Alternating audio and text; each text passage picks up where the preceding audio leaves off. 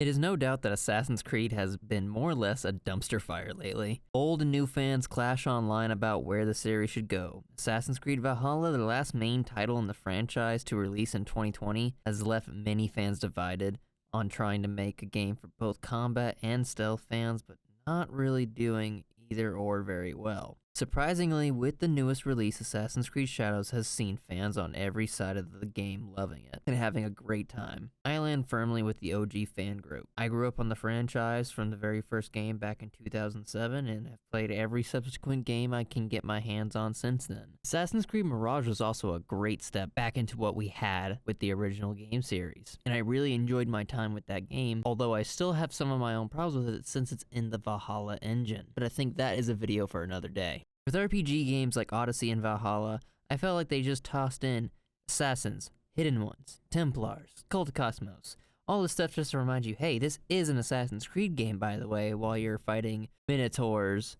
and elephants. Yeah, it's kind of crazy how we went from meeting with Leonardo da Vinci and trying to figure out how to make the flying machine work to fighting legitimate Greek mythology creatures. So when the original trailer for Assassin's Creed Shadow dropped, I was not the most interested. I honestly felt like we were just going to get more of the same RPG-flavored slop we've been fed for 2 games in a row now. I felt myself craving a game more like Mirage on a larger scale, more tighter cities than wide open country landscapes. But after it was announced that the game was going to have 2 delays and receive a lot of polish, I felt a lot more interested in the game, and eventually I caved and FOMO got me. 60 hours of gameplay later, in a mountain of mixed feelings, I think I'm safe to say that I was wrong. However, I couldn't help but find myself wanting more from this game. A better one last Hail Mary from Ubisoft rather than this perfectly safe, very well optimized RPG game. I really wish they would have taken more of a leap of faith other than just with the shadow mechanics. Even so, Assassin's Creed Shadows still gets a lot right and does a lot well. Let's get into why I was wrong about Assassin's Creed Shadows.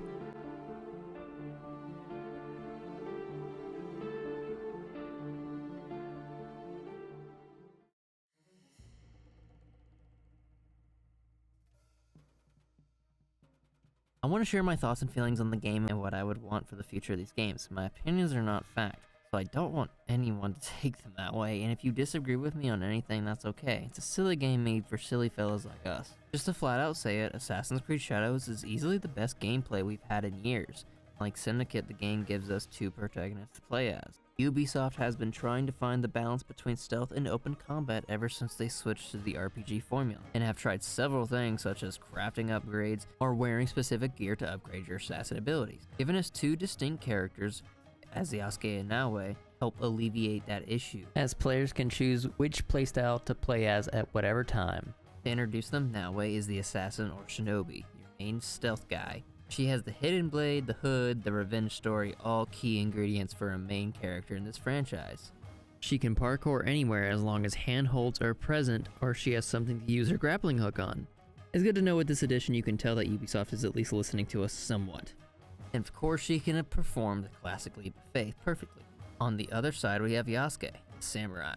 He hits like a truck and is your heavy hitter. A samurai with serious battlefield dominance. His combo enders leave enemies wide open, and his animations showcase his raw power and speed. I had a lot of fun mowing through forts with Yasuke, leaving a trail of bodies behind me, being surrounded and taking them all out by myself, and then finally taking the loot up top the castle. But I am mainly a stealth fan, so I kept going back to Naoe. She feels like the classic Assassin's Creed experience. But in open combat, she's fragile. Lower health, fewer rations, smaller adrenaline pool for abilities. But that challenge, for me, made it all the more satisfying. The right build, she can absolutely control the battlefield. With a variety of weapons to choose from, I mainly focused on the Tanto. It's fast, and an early legendary version has an engraving that lets me chain posture attacks. And to quickly explain what those are, when an enemy glows orange, you can hit a charge attack to deal extra damage or push them back depending on if you use the light or a heavy attack. With that gear, I could dish out lots of damage, but I did have to hit perfect parries. That was until I got the Volt Over skill that allowed me to Volt over an enemy I blocked, not parry, giving me a free chance to hit my double vulnerable combo on an enemy to completely eviscerate grunt type enemies. Naoi has a various amount of tools she can use for stealth and combat. The wind chime helped drag enemies' attention away from certain areas so I could either cross or take out an enemy. The kunai was the most useful tool hands down. With the right engraving, you could even double, or in the right scenario, triple assassinate with the Tanto skill with the double assassinate. There's an engraving on a piece of robing that you can get that throws a kunai after an assassination. Using that on a double assassination and having a third enemy in range allows you to throw that kunai for another insta-kill, giving you the first triple assassination. I'm not sure if I can get footage of this or if I could borrow it from somewhere on the internet. If not, I'm sorry. Shurikens were fun, silent, and invisible, but oddly redundant since enemies react more to the broken light than to the spinning blade that's really undetectable.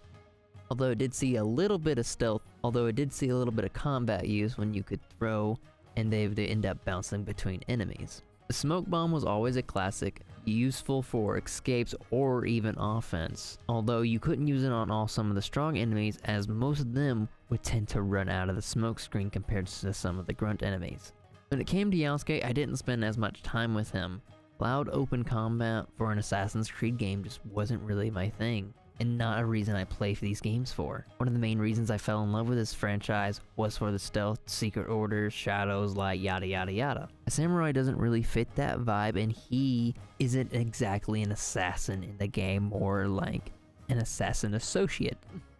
He can't climb that fast or high, and he can't even walk on ropes as he will absolutely break them. And when you do, in the rare cases, use him for a leap of faith, it is hilarious as he will jump out, scream, and actually break the hay bale he lands in and also comically bounce out. I did like him a lot. He's actually my favorite character in the story. Running through a castle bashing people with the kanabo weapon never gets old. And speaking of flair, after you clear out a group of enemies with your katana, you can sheath your weapon and you can get a cheesy one-liner from either character, and I'm all here for it. Yasuke does also get two ranged options, a bow with stealth potential and a teppo, or more commonly known as a gun. I stuck a lot with the teppo because it really matched the Ronin vibe I was going for with Yasuke, and I looked and felt badass with it. It also came with some special bullets. Steel bullets can make enemies instantly vulnerable. Anything else I couldn't tell you because I didn't really use them, as the normal steel bullets were enough for me to absolutely shred through enemies as Yasuke. Both characters have 6 skill trees and all skills built for each of them. You can get more by gaining knowledge points by interactions in the world and skill points from leveling up or killing boss type enemies. Naoi has 3 skill trees dedicated to her weapons and the 3 others being related to her stealth upgrades, while Yasuke gets an astounding 5 weapon skill trees, having the most variety out of both characters for weapons and 1 related to his samurai skill set. I love this about Yasuke as it shows how deadly he is in the art of combat and what kind of training he went through. And I love how it shows how creative Naoi is as a shinobi, being able to use her tools and environment to her advantage to turn the tides in battle. This is just very well done, and I would just like to internet high five Ubisoft for this, as I think it's a great way to not only make our 2 protagonists stand out from one another, but it also speaks to their characters in the story while playing the game. Moving on, let's talk about Naoi and her stealth capabilities. She is able to take full advantage of the shadow system. Unlike Yasuke, with her quick and nimble movements, she can stay hidden in the dark far better than he can. Below your compass, there's a meter that shows just how well hidden you are. The more empty it gets, the closer enemies need to be to detect you. Once it's empty, you're fully cloaked in shadow, and enemies can't detect you unless they're practically breathing down your neck. Combine that with the ability to go prone, and you can hide behind roofs or even shuffle under raised buildings, traversing enemy territories without fear of being spotted. The addition of going prone has added some depth to the game and opened up more paths and ideas for me on how to stealth around the game. Not only are bushes good for cover, but tall grass can now be a cover for you, especially since it's going to be most accessible in very open wide areas. As well, NPCs can now hear you and they will react to your footsteps if you're running or walking on shoji panels that make noise or marking over items such as boxes or lanterns.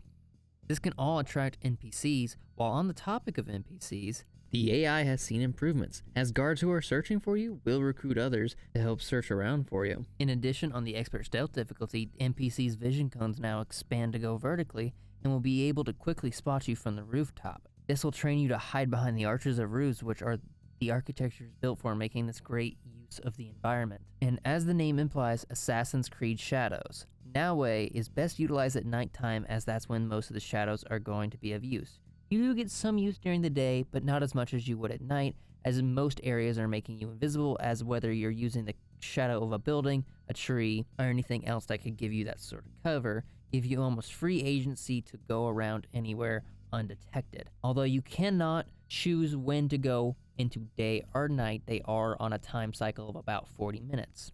I see why they didn't give you the ability to change day and night on command, as that would kind of break the game and make a lot of people forego Yasuke entirely, as they can just change the day and night whenever. I think it was good and healthy and actually helped me try Yasuke out more. It's really satisfying to sneak around undetected, but there's something I have to mention. As much as I love these new stealth mechanics, one of my biggest disappointments with the game is how it feels compared to older titles. And even in Mirage, that's more than recently opened my eyes to what I really miss in these games, which is the escape tactics. In places like feudal Japan, there's no real opportunity to use the environment to escape like we had in Mirage, or even older games like Assassin's Creed Brotherhood, using the lifts. Another example for Mirage would be being able to use the bags of spice to make a smokescreen and cover an escape. I see this as a missed opportunity to leave out of the game, as it would have the player interacting with the environment for practical use in stealth and combat. I miss those moments where you take out your target, use your assassin tools and parkour skills to completely vanish, or even just walking into a crowd only to then later blend in on a bench or vanish into an alley. Now you're just calling your horse and riding away from the danger, and it's just a really big letdown nowadays. I was able to really expand my creative tendencies with the new shadow meter, being able to carve my own paths through enemy territories without being noticed. I could walk past an NPC practically in their line of sight, and they wouldn't even bat an eye, just like Skyrim. Still, it's strange to see how many lights I couldn't actually interact with, or how often I found myself hiding in a bush whistling for an enemy. I'm not alone in feeling that way, it's just that there's a lot of reusing old stealth ideas. The shadow system, while polished, isn't much of a leap from what we had seen in past games like Origins. With that out of the way, something else we should talk about now, since it's her main ability, and Yasuke doesn't really get it to her degree, is parkour. I have a few gripes to air. First off, I'm talking about holding A and moving forward with the left stick. It's not as engaging as the old days of low and high profile movement. But in all fairness, Assassin's Creed in feudal Japan really just isn't built for parkour. The traversal is a lot more boring. You're mostly calling your horse, setting a waypoint, and heading off to the next area, all while the game seems to ignore its roots. I mean, we used to run across rooftops, weave through crowds, and now suddenly we see ourselves just galloping across open fields, using auto run to get to our next location, or just following the road to the next question mark. Parkour used to be something you can master with time and make it look cool and get to areas faster, but there's little to no sense of traversal progression in this game. It's just a little quick solution for when you're off your horse to where the areas it can't take you. Another thing is that I've had a problem with these RPG games is sprinting. Sprinting used to be tied to the triggers, and now it's to the left stick. So when you're playing games like Valhalla and Mirage, this becomes a problem, as when you click in the left stick and then climb up a building or anything else, you are taken out of your sprint state and have to click in the stick again. This absolutely just tears up my thumbs, and I absolutely hate it. So I ended up switching the sprint to the trigger like the old days. This did give me some problems, however, on accidentally activating abilities on accident, but I thought the trade-off was worth it, as well as now having to rebind my heavy attack, to which I did to the left stick, and it really was not that hard to get used to. Now, to give credit where credit is due, Naoi's animations are incredible. She flips across rooftops like a pro, and the grappling hook, a staple in a lot of games since the old 2014, works well and is a must for the architecture of feudal Japan, as Naoi wouldn't really be able to climb up to the top of them without it. Something you'll be spending a lot of time in as either character is castles. Inside the castles, mechanics are pretty much the same as the open world. Guards are everywhere, and the introduction of servants means there's more eyes on you. If they see you, they'll run to the nearest guard. Your objective is to find the samurai daisho and take out the targets and gain a skill point and unlock the legendary gear at the top of the tower. There is a bit of resource gathering as well, as you can collect stone and wood and other various items for the hideout upgrades, or even bringing items for each individual character up to your current level. Then as well, you are able to decorate it to your heart's content and can buy items from the shops in the open world, although I do admit I didn't interact with this much because I'm not much of a creative house builder, decorator thing guy. What? Now, these scouts They are the replacement for the eagle that we have been getting in these newer RPG games, and honestly, they kind of defeat the purpose of just exploring and finding things yourself. That said, for people like me who are employed, the scouts are a blessing. You won't have to spend 45 minutes looking for an objective. All the weapons you get come with engravings, which eventually let you put them on any weapon that you get throughout the game. Naoe and Yasuke have a variety of gear that steer towards their advertised playstyle. Most of Naoe's gear being stealth-focused, taking off health segments of NPCs with certain prerequisites being required, such as air assassinations or while cloaked in shadow, while Yasuke sees more combat-oriented engravings, such as being able to parry unblockable attacks. Both do get gear that makes them better at what they're worse at. Speaking of gear, let's talk about cosmetics. OG Assassin's Creed fans like myself will absolutely love the red and white assassin's robes, my personal favorite. And Yasuke gets to see some fantastic samurai and ronin sets too. They're all customizable with the transmog system that lets you mix and match pieces for some good old-fashioned Creed. Japan's world is visually stunning, lush environments with colorful landscapes, and with activities to do throughout the world that reward you with knowledge points to unlock more skills throughout the game, making them worthwhile to do, and those interactions include praying at shrines or sneaking up to animals for sumi-e paintings, I think is how you pronounce it, which tend to get old pretty fast as it sees you just pressing Y over and over and over again. However, there are some gems, like the Kujikiri test for Naoe, which test your speed, rhythm, and memory skills and add a bit of backstory to Naoe at the beginning. Yasuke has seen some standout open-world events as well, such as Kata with his katana and the horseback archery that is my favorite overall. Fun test of aiming and timing skills. Other than that, the boring press Y activities, the open world is great. You can overhear NPCs talking about something happening, and if you get curious enough, you can go investigate for yourself and either find side quests or a target on your investigation board that you may or may not be looking for just yet. You can save citizens on the road from grunts bullying them or stealing their food from their cart. Buy you more food, but maybe there's something else you'd prefer. Whoa, are you coming on to me? But it really just boils down to you either getting a rumor about an area leading you to a chest or a point of interest, or refilling a scout slot so you don't have to pay $200 at the hideouts scattered throughout the world that you can buy for fast travel. Even though I've criticized some aspects, I'll say this. Riding across this world, pure joy. The architecture, the scale, the sheer beauty of it all, it made exploring feel worthwhile, and the game ran surprisingly well on my PC, with a stable 60 FPS with ray tracing on in 2025 for a Ubisoft title on PC.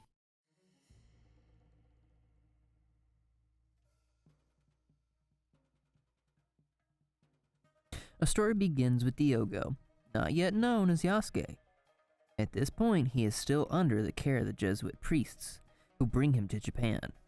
The priests who seek an audience with Lord Nobunaga, hoping for safe passage.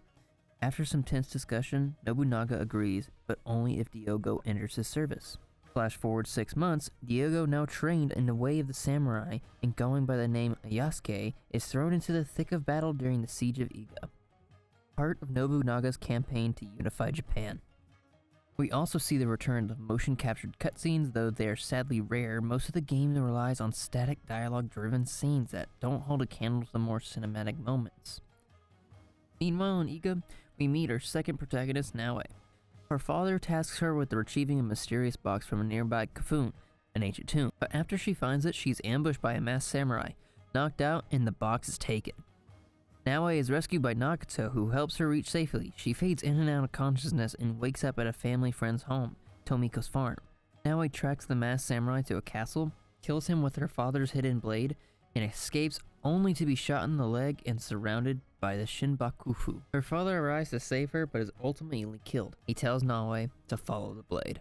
Naoe awakens after recovering from her wounds under the care of a monk and a child named Junjiro. After months of healing, she returns to Tomiko, agrees to hide her.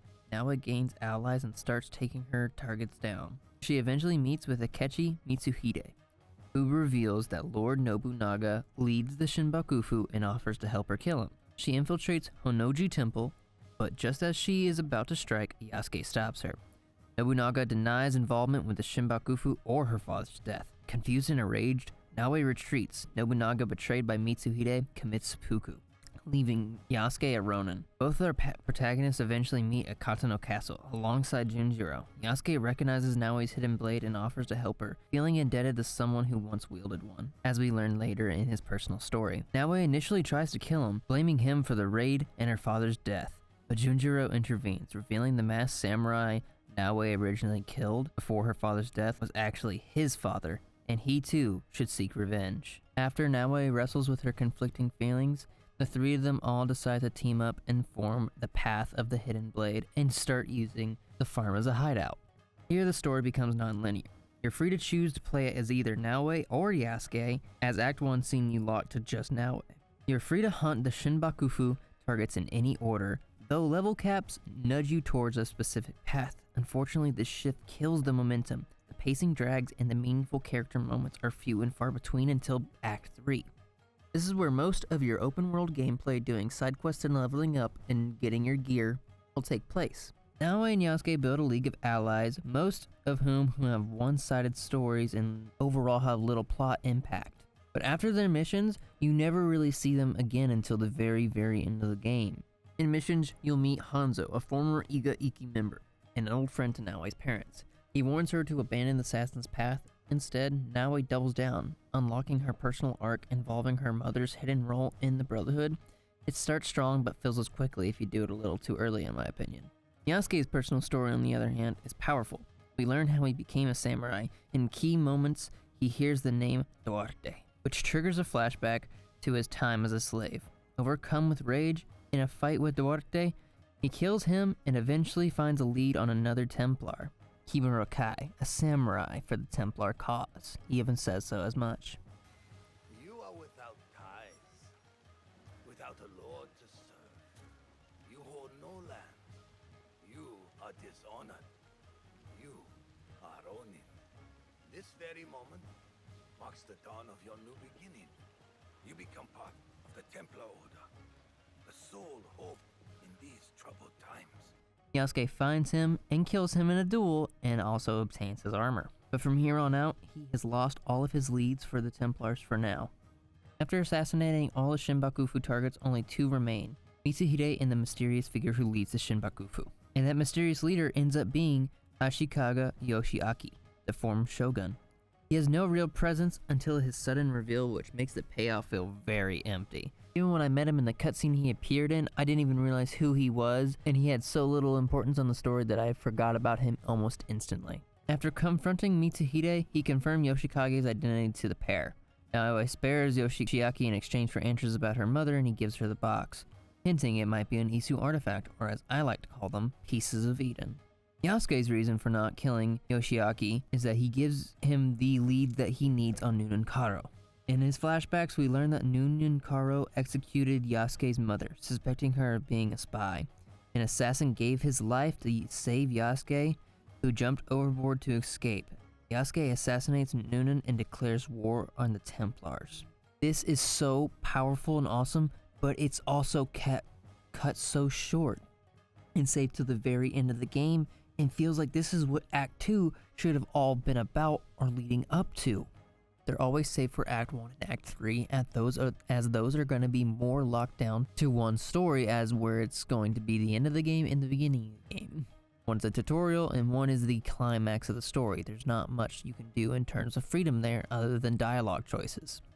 It is fun being able to go almost anywhere on the map, and yes, you are level gated so you can't go absolutely anywhere, but it's not hard to level up, especially when castles are littered everywhere in the game and side quests are abundant. The side quests are also pretty lame. A lot of the time, they're just kill X amount of many enemies in this area, or find items for this character, which I don't mind the collectathons as much. It is just a mess of an investigation board, and most of them are the same thing in just different areas. Being able to do the story in almost any order is great for freedom but terrible for storytelling, and so our characters fall flat in the middle of the story and it becomes a slog for most players in the middle of Act 2. And at least in the recent leaks, we've learned that one of the next Assassin's Creed projects is going to be more of a linear story, and I'm more excited about that than any other RPG game we could ever get in whatever time period. In the end, Naoi travels to Yamato and reflects on her father's stories of Tsuyu, the leader of the Japan's Brotherhood and guardian of the 3 Imperial Regalia. Most of the order was killed by the Shinbakufu. Tsuyu vanished during her mission to recover the regalia. Naori returns to the box to its hiding place. Hanzo arrives with another box and confesses his betrayal. He defeats him but convinces him to redeem himself by rejoining the Brotherhood and helping her search for Tsuyu, who may still be alive. And then the game just ends. It goes straight to the credits. All this build-up, all this hinting at we're gonna finally see Tsuyu, it feels like they just dropped everything when they heard the game was gonna get delayed, stopped making the rest of the game to make sure what they had was going to at least run good and change anything that they needed to before time of release. Be happier I did it that way.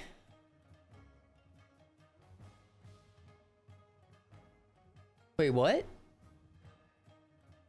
Oh, don't tell me that's it. Oh man, that was the ending.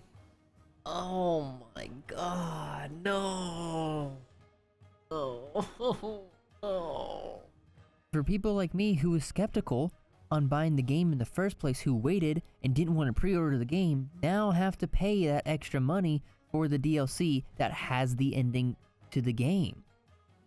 It's like going to a movie and they stop it halfway through and be like, $16 more please, and I'd be like, fuck you, bitch. And then for my final thoughts on the story, when it just cut, all in all, the Shinbakufu aren't even true Templars. They're just pawns using borrowed power. Many of them never learn what the box truly is, and their motivations eventually just honestly feel hollow, and I was checked out for most of Act 2. Naoi in her own right is a very good protagonist, but her story feels overly familiar, a rehash of any old Assassin's Creed arc. Like I said in the beginning, she's got the hood, she's got the blade, and she's got the revenge story.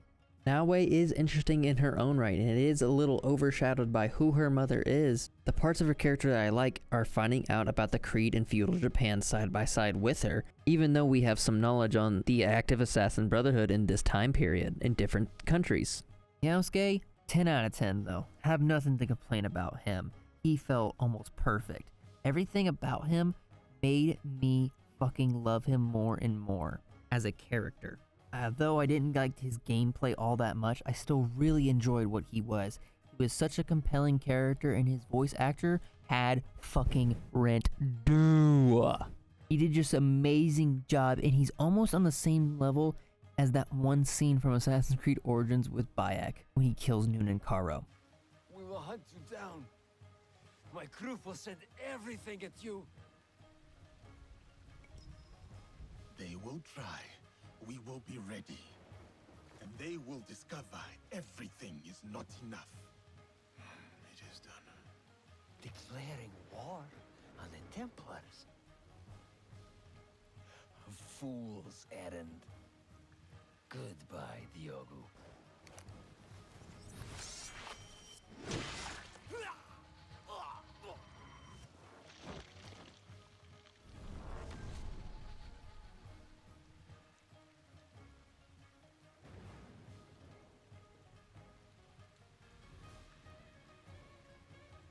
My name is Yasuke.